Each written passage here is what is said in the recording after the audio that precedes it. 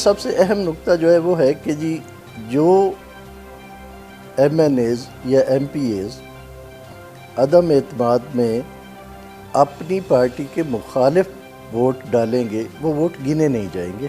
اب یہ ایک رائے اگر مان لی جائے، 3 ججز کی رائے کو مان لیا جائے تو اس کے اثرات کیا ہوں گے؟ اس کا پہلا اثر یہ ہے کہ آرٹیکل 95 اور 136، آرٹیکل 95 جو عدم اعتماد وزیر اعظم کے خلاف اور آرٹیکل 136 عدم اعتماد وزیر اعلیٰ کے خلاف، یہ آئین سے اومٹ ہو جائیں گے، ختم ہو جائیں گے، یعنی آپ عدم اعتماد نہیں کر سکتے۔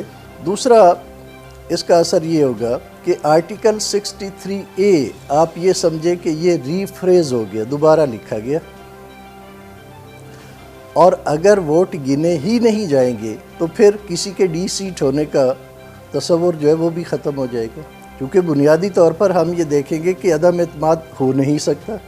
اگر عدم اعتماد نہیں ہو سکتا تو پھر 60A کی جو پروسیڈنگ ہے کسی کو ڈی سیٹ کرنے کی، وہ بھی ساری نہیں ہو سکتی، یہ ری رائٹ ہو گیا، ری فریز ہو گیا، امینڈ ہو گیا۔ اگر سپریم کورٹ کی اکثریتی رائے، جس طرح اس میں کہا گیا کہ جی پولیٹیکل انسٹیٹیوشنز ہوتی ہیں، پولیٹیکل پارٹیز، ان کو مضبوط ہونا چاہیے، ان کے حقوق کا تحفظ کیا جانا چاہیے، لیکن سیاسی جماعت کے فرائض بھی ہوتے ہیں۔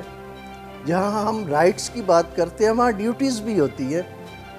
رائٹس ود آؤٹ ڈیوٹیز کہیں بھی نہیں، نہ مذہبی طور پہ ہے نہ معاشرتی طور پر ہے۔ کوئی معاشرہ ایسا نہیں ہے کہ جس میں آپ اپنا حق تو مانگے لیکن آپ پر کوئی فرض عائد نہ ہو، آپ کی کوئی ڈیوٹی نہ ہو۔ آپ اپنے، وہ کہتے ہیں نا فرسٹ ڈیزرو دین ڈیزائر، یعنی پہلے آپ اپنے فرائض پورے کریں، اس کے بعد اپنے حقوق کی بات کریں۔ تو اسی طرح سیاسی جماعتیں جو ہیں 17 آرٹیکل کے تحت جب اپنے حقوق کی بات کرتی ہیں یا ان کے حقوق دینے کی بات کی جاتی ہے تو ان کے فرائض کے بارے میں بھی پوچھا جانا چاہیے کہ کیا ان اکارڈنس ود دی لا، یہ الیکشن ایکٹ کے تحت اس کے حقوق اور فرائض جو ہے وہ متعین کر دیے گئے کہ ایک سیاسی جماعت کس طرح سے تشکیل پائے گی، اس کے حقوق کیا ہوں گے اور اس کے فرائض کیا ہوں گے۔ کیا کبھی ہم نے پوچھا کہ کیا وہ اپنے فرائض جو ہیں وہ پورے کر رہے ہیں؟ ساری سیاسی جماعتیں جو اس وقت بینیفیشریز ہیں، گورنمنٹ میں ہیں یا گورنمنٹ کے لیے سٹرگل کر رہی ہیں، جلسے کر رہی ہیں، تو کوئی بھی جمہوری نہیں ہے بھائی، ساری نامزدگیوں پہ چل رہی ہیں۔ ایک ایک بندہ اوپر بیٹھا ہوا ہے، اگر اس کو پکڑ کے باہر نکال دیں تو سیاسی جماعت جو ہے وہ کولیپس کر جاتی ہے۔ یہ کون سی سیاسی جماعت ہوتی ہے؟ تو سوال یہ پیدا ہوتا ہے کہ کیا اس رائے کے ذریعے ہم سیاسی جماعتوں کے حقوق کا تحفظ کر رہے ہیں یا چند پولیٹیکل ایلیٹس جو ہے ان کو شخصی آمریت جو ہے وہ دے رہے ہیں؟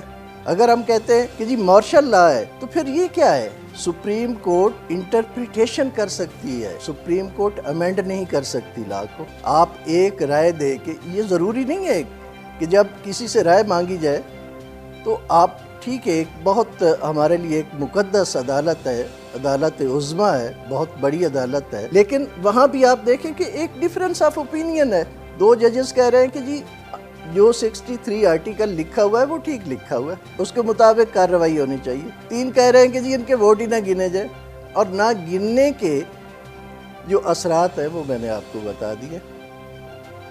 تو بنیادی طور پر، عملی طور پر اس کا جو اثر ہے وہ زیرو ہے، اس کا کوئی اثر نہیں ہے۔ سپریم کورٹ آئین کو امینڈ نہیں کر سکتی، اور پھر اس میں کوئی ایسی آرٹیکل بھی نہیں ہے، کوئی ایسا لیجسلیشن بھی نہیں ہے جو آئین کی بنیادی روح کے خلاف ہو۔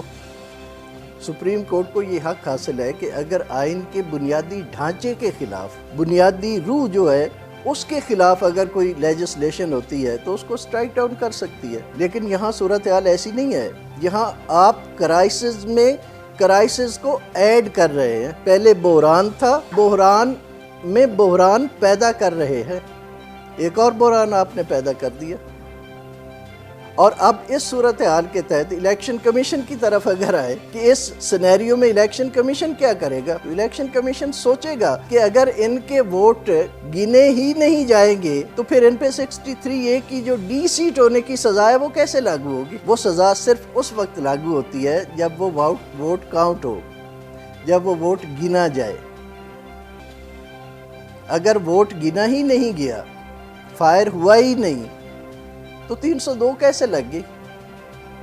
تو الیکشن کمیشن نے شاید اسی لیے جو محفوظ فیصلہ تھا اس کو ریکنسیڈر کرنے کے لیے اگین نوٹسز ایشو کیے ہیں جو فریقین ہیں ان کو، کہ اس فیصلے کی روشنی میں یہ دیکھا جائے کہ اگر ان کے ووٹ نہیں گنے جاتے تو پھر جرم تو سرزد ہوتا ہی نہیں ہے، اور جب جرم ہی سرزد نہ ہو تو پھر سزا کیسے دیں گے؟ ہمارے ہاں بہت سارے فیصلے جو ہیں وہ عدالتیں ہیں، ان کی مرضی ہوتی ہے، کبھی وہ میرٹ پہ کرتی ہیں، وہ کہتے ہیں جی ٹیکنیکلٹیز کو چھوڑے میرٹ پہ آئیں، یہ بہت بڑا ظلم ہوا ہے، اور کبھی وہ کہتے ہیں کہ نہیں جی یہ تو ٹائم بارڈ ہو گیا، ظلم جتنا بڑا ہوا ہے اس کو آپ چھوڑیں، ٹائم بارڈ ہو گیا ہے۔ کبھی ٹیکنیکلٹیز پہ ہوتے ہیں، کبھی تو جو سچویشن سوٹ کرتی ہے ان کو اسی پہ وہ چلے جاتے ہیں۔ موجودہ صورتحال جو ہے یہ وہ کہتے ہیں نا، نشہ بڑھتا ہے، شرابیں جو شرابوں میں ملے تو بحران در بحران در بحران در بحران۔ انگریزی میں صرف آپ جو ہے وہ آئی کی جگہ ای کر دیں نا اگر کرائسس میں، تو وہ جمع ہو جاتا ہے۔ یعنی اس وقت ہم کرائسس والا جو آئی والا کرائسس ہے اس سے ہم ای والے کرائسس میں چلے گئے۔ سپریم کورٹ نے سو موٹو بھی لیا ہے کہ جو تبادلے ہو رہے ہیں، جو گورنمنٹ ہے نہیں لیکن تبادلے ہو رہے ہیں، گورنمنٹ مشینری جو ہے اس کو ادھر سے ادھر پھینکا جا رہا ہے۔ کون پھینک رہا ہے؟ اگر پنجاب کی صورتحال لیں تو اس وقت تو کوئی ڈیجورو وزیر اعلیٰ رہا ہی نہیں ہے، جسے ہم ڈیجورے وزیر اعلیٰ کہتے ہیں، جو قانونی اور لیگل اور کانسٹیٹیوشنل وزیر اعلیٰ وہ تو ہے ہی نہیں۔ ایک ڈی فیکٹو وزیر اعلیٰ کام کر رہا ہے، اور ڈی فیکٹو وزیر اعلیٰ جو ہے وہ گورنمنٹ مشینری کی اتھل پتھل کیسے کر سکتا ہے؟ اور جو نوٹیفکیشنز ایشو ہوتے ہیں in the name of governor, whereas کہ گورنر تو کوئی ہے ہی نہیں، ایک کو آپ نے ہٹا دیا، دوسرے نے چارج لینے سے انکار کر دیا، تو کیسے آپ کر رہے ہیں؟ تو اس وقت سارے معاملات جو ہیں وہ یوں لگتا ہے کہ سپریم کورٹ اپنے ہاتھ میں لے رہی ہے۔ جب آپ ایک آرٹیکل کی بات کرتے ہیں کہ جی آپ کہتے ہیں آرٹیکل 224 میں لکھا ہوا ہے جی 90 ڈیز، ٹھیک ہے، آرٹیکل 224 میں 90 ڈیز لکھا ہوا ہے، لیکن آرٹیکل 213 میں 120 دن بھی تو لکھا ہوا ہے نا۔ آپ نے 120 دن میں الیکشن کمیشن کے 2 ممبر نہیں لگائے تو آئینی خلاف ورزی ہو گئی۔ آرٹیکل 51 میں یہ بھی لکھا ہوا ہے کہ اگلا جنرل الیکشن نئی حلقہ بندی پر ہوگا، تو آپ نے وہ بھی تو کروانا نا۔ تو جب آئین آپ کو روک رہا ہے آپ اس کو رونتے ہی چلے جائیں گے، اور جب ایسی سچویشن ہوگی تو آپ اس سب کے لیے جو ہے سپریم کورٹ جائیں گے۔ تو اس کا مطلب ہے کی آف دی سلوشن جو ہے وہ آپ کی سپریم کورٹ کے پاس چلی جائے گی۔ پھر سپریم کورٹ کی مرضی ہے وہ ایمرجنسی لگائے، پریزیڈنٹ کو بااختیار کرے، آپ کا سارا پارلیمانی نظام لپیٹ دیا جائے۔ شاید سسٹم کا فیصلہ بھی سپریم کورٹ ہی کرے کہ اس ملک میں کون سا سسٹم ہوگا، کیونکہ جب آئین کو تبدیل کرنے کا بھی انہوں نے ذمہ لے لیا ہے کہ جی اب آئین ہم تبدیل کریں گے، اور انہوں نے کر کے دکھا دیا ہے، تو اس کا مطلب ہے پھر سسٹم بھی وہی طے کریں گے کہ یہاں کون سا نظام ہوگا۔